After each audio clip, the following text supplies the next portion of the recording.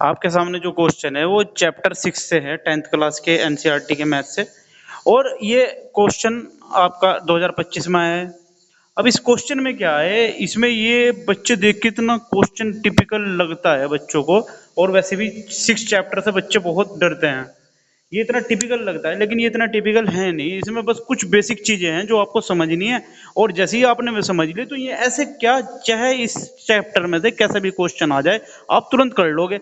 अब करना क्या है, इसको सबसे पहले समझने की चीजें क्या हैं वो समझते हैं, इसका विश्लेषण करते हैं। अब इसी ट्रायंगल में सबसे पहले जब भी कोई ट्रायंगल होगा, और उस ट्रायंगल में एक ऐसी लाइन होगी, और वो लाइन वो उस लाइन दूसरी लाइन के पैरेलल देगा वो जरूर।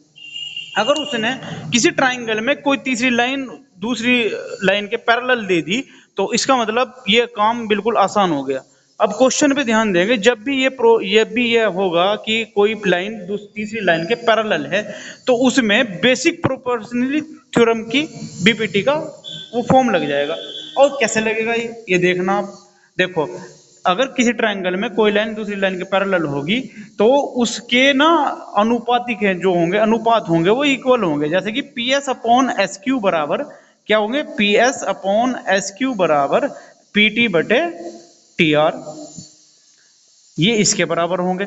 लेकिन अब हमें अगर इस पे ध्यान दे क्वेश्चन पे, तो इसमें पी एस बराबर 16 है। अच्छा, ये तो 16 है, लेकिन इसने पी क्यू 40 दी है, पी क्यू 40 दी है, पूरी 40 दी है। तो अगर हमें ये फाइंड करनी है, एस क्यू फाइंड करनी है, तो हम इसे 40 को 40 में 16 को 40 में से घटाएंगे, तो ये हमारा 24 आ जाएगा। तो ये जो हमारा रेशो है वो 16 और 24 का है, तो ये इस रेशो के बराबर होगा। तो अगर हमें पी टी टी आर निकालना है, तो 16 रेशो 40 करना पड़ेगा।